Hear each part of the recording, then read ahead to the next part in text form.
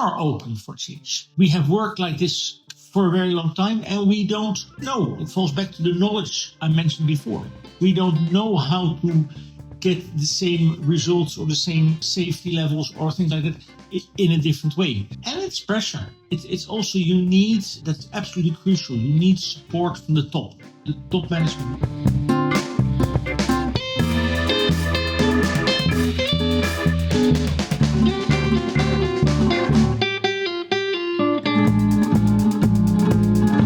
Okay, hi and welcome to a new episode of SAP Weekly Brief. I have Jan-Paul Drost here with me from Brenntag. Jan-Paul, welcome to the podcast. Thank you, Barend. Happy to be here. Tell us a little bit about your position at Brenntag, the background, and also what Brenntag does. Then take us a little through the journey concerning the ERP transformation. Okay, start with myself, Jan-Paul Drost, Dutch, 49 years old. Background in both law and economics, and I've worked past 25 plus years in international finance positions and what's now called transformation projects activities. I joined Brenntag just over a year ago as their Director Technology and Digital Data. And one of my responsibilities is also that I'm the global business lead for the ERP S4HANA rollouts that Brenntag is currently doing. Tell us a little bit about the ERP transformation itself. How did it start? Well, to start with, I think you need to then first understand Brenntag a bit. Brenntag being a leader in the chemical distribution industry with a very decentralized history and also a history of lots of acquisitions over the past 150 years, because it's an old company. As a result, you of course have quite often a very scattered IT landscape as such. So that's already one of the foundations of why we need the current transformation, really to move towards one core IT backbone in the organization. We don't do that only in IT. We also do it, for example, in supply chain, really making sure that we have one firm backbone for the company. As I said, we have very many legacy ERP systems, especially ERP, because many of these systems are non-SAP, and many of them are old, if not very old, far over or out of maintenance periods, and those need to be replaced. The transformation is a joint out of these two. We want to standardize, harmonize, gain efficiencies out of that, and at the same time we have a pure need of replacing out-of-date systems. Brenntag has done a few attempts in the past on starting this up, quite focused in first instance from a Stanford point of view, saying, okay, we design as a headquarters the full ideal system. That's in theory a very nice thought behind it, but in practice you will always find out, and I think you can confirm that with your experience, that locally processes are always sometimes a bit different, legislation is a bit different, the way of working is a bit different. So a one upfront organized design doesn't work. So in December 2024, it was decided that we start greenfield with S4HANA, and we take the Irish UK organization as first location where we're going to really roll out greenfield SAP, where we say, of course, there's the hardest necessity to replace the old system, but we replace it with a standard SAP setup, standard being both clean core, but also standard. We follow as much as possible the standard processes within SAP and only adopt these processes where really needed for our chemical business, the legislations around it, and specifically which SAP doesn't have. First country we did was Ireland. There we had a successful go live in end of 2025. And we're currently busy in the UK rollout, where we'll do it a bit more phased, but we will have some legal entities going live in later this year and the rest of the UK in early 2027. What are the challenges that you see for the Brenntag organization and the challenges along the way for this large-scale transformation? I think the word would be knowledge. We don't always have, again, with such a scattered landscape and an older landscape, all the knowledge on what does SAP and especially S/4HANA has to offer, which makes it difficult also for our own GBPOs, the global process owners, to really always say, okay, we design together with SAP the standard functionality. They have an S4 because it's not always known, so that's where we need to rely heavy on partners like EY in this process. And for the rest, it's also the change management process, because these legacy processes have been locally maintained, more locally adapted over the years, and they fit like a glove. And then you need to go to standard SAP and software against people. And that's how people locally sometimes feel it, because they need to work all of a sudden in a framework, in a process where they were used to, oh, we can just solve it like this or cut the corners like that. And SAP is absolutely great. It does the work, it gains the efficiencies, but you need to follow the processes. So such implementation stands and falls with the change management processes. And these are quite often also underestimated. When local business, let's say, resist to the standardization, what's working and what's not working out of your experience to get them into the right direction? Let's put it that way. There is no one what's working and what's not working. It's always a pressure to perseverance plus explanation. I think that's the most important one. Explain them what the process is doing. Try to understand why they're currently working in this way. And if you really understand the why and then can explain that how SAP can fulfill the same why, but in a different way, you break down already quite a lot of resistance, because people are not against SAP or against the new system. They also see that they have a very old-fashioned system and that there are modern things in the world. They are open for change. We have worked like this for a very long time and we don't know. It falls back to the knowledge I mentioned before. We don't know how to get the same results or the same safety levels or things like that in a different way. And it's pressure. It's also, that's absolutely crucial. You need support from the top management. We are very lucky that we have that support from our board of management, and especially from our CFO, who really say, guys, as business, we need to change. Our CFO, Thomas Rijsten, said several times already, also in public meetings, if SAP has a standard way of working and we work differently, we don't change SAP, but in principle, we see if we can change our business. Because if it works for so many other companies, it can work for us. Of course, there's some things we don't compromise on. Being in a chemical business, you don't compromise on safety and things like that. So if there the SAP process is not enough, yes, we will adjust it, stand by it. But a lot of processes in finance, in customer service, in other things, we need to also be conscious that maybe in the end it's better if we change a bit. You mentioned the CFO as being the main, let's say, board member owning the transformation. Why not the CEO when we talk about the broadness of the transformation?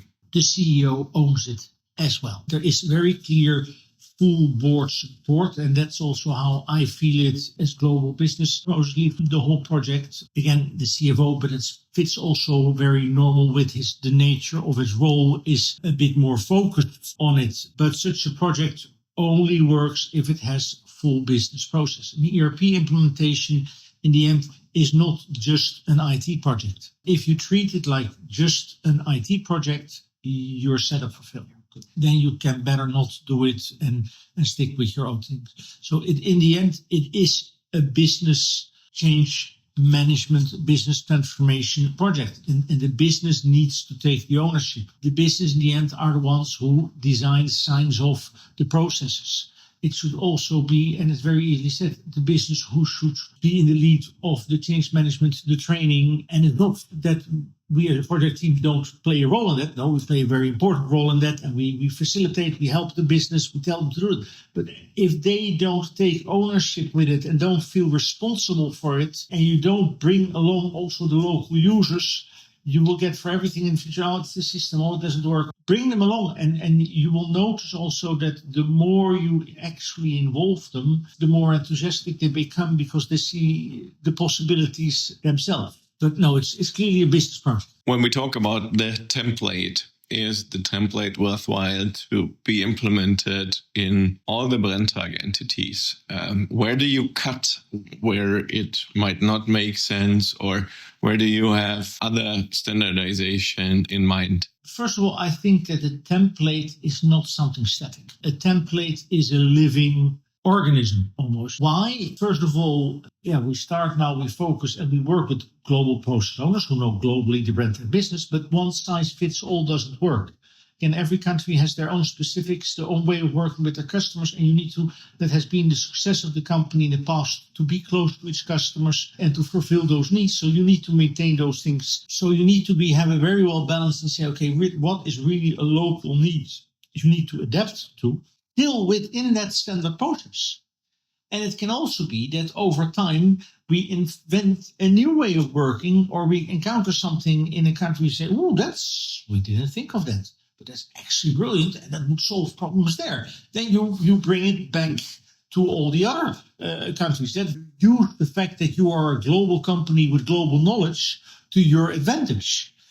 And then, let's be honest, technology developments, AI, everything else, again, what we had a few years ago, we don't have today anymore. It's evolved, and we don't do tomorrow. And ERP is a journey. For a company the size of Brenntag, it takes you easily 4 to 6 years to roll out ERP if you do it fast globally. 4 years ago, we didn't know about AI and what we know today. And one thing for sure, we don't know today what will be there in 4 years. So if you sit with a static template, you're doomed. So again, it's a living organism which you continuously need to adapt, improve. But the backbone, yes, is a large way standardized. And that's how you want to govern, organize your business. How do you system-wise pricing? Again, prices may differ in country and how discounts work and how the customer feels it. There you need to remain flexible. But in the background, the core needs to be harmonized. Supply chain, warehouse management, route logistics, planning routes. That are all things you can use the fact that you're a big company and the knowledge of many to the best way possible, do in a standardized way. Now, you mentioned standardized way. Are you measuring standardization across the template generation, and how does that work out? Yes, we do. It's also one of the very clear demands from board. The real goal is to work with clean core as much as possible. So we also have in our reports a clean core index, which we did not develop ourselves, together with UI and with SAP, to say, okay, how do we objectively measure if we are clean core or not? Happy to say that we're in the very high 80s, close to the 90s percentile. Is that good enough? No, our aim is a bit higher, but also we need to be realistic. As I said, we are in a chemical industry where SAP has an enormous amount of very good standard processes. That's an area which is specific, that requires some customizations and things like that. But no, that's something we clearly always look at and we challenge every development on is, do we make it in a clean core fashion?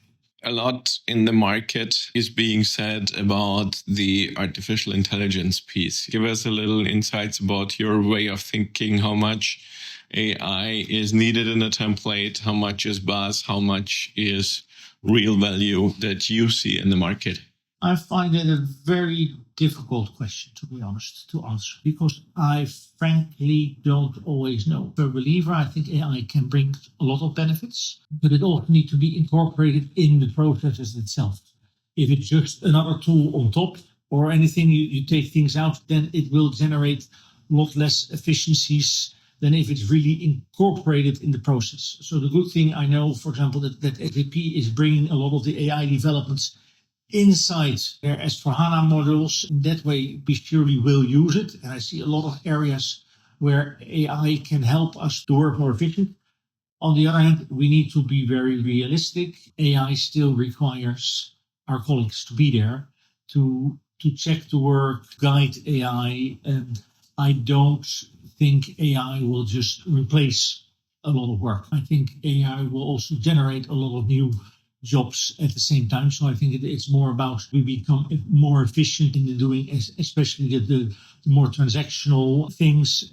Finance also will be an area where you can do enormous amount of analysis. We still need to check if it's right. So don't trust it blindly. So I see it as a lot of value creation possibilities. But in the end, the biggest fear is that we're just going to, sorry, I'm finance. We export it first to Excel, then upload it into an AI tool, and that's not going to create the efficiencies. So it needs to be really embedded in the toolings, being either SAP or BI driven. It needs to be incorporated in those tools, and then it will be very fun. Talking about the next steps or the way forward, you're more pushing the transformation into the organization, or you let the legal entities come towards the global template owners and asking for the transformation to happen? In the end, in an ideal situation, you always have to really bring and make it stick. Unfortunately, quite often you need to start with a push. There need to be either a bare necessity. Again, we have platforms which are obsolete and really need to be replaced. So you can say also that is a pull, but that's a negative pull.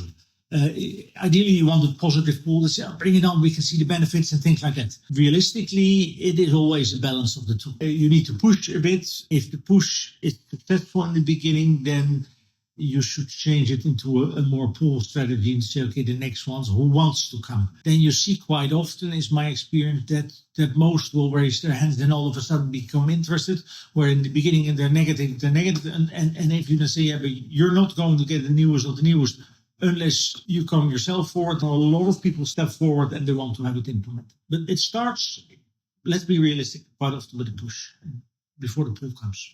Sapphire is coming mid of May, where all the SAP folks are joining and listening about the latest news. We have been seeing an SAP that is struggling, actually. The SaaS apocalypse is a wording that has been generated, let's say, beginning of February.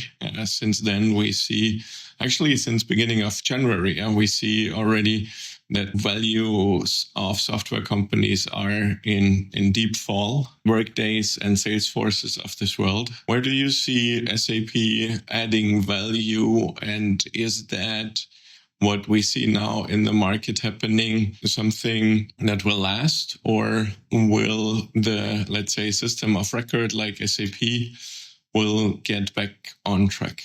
I don't think we should react too much to very short-term events like that. Again, if you look at the track record, first of all, I think that SAP, if you really talk about stock value and things like that, has still outperformed those. But again, we should not look at that from a business point of view. Let's be honest, the market share that these three companies, especially SAP, has is so huge that will not evaporate from one day to the other.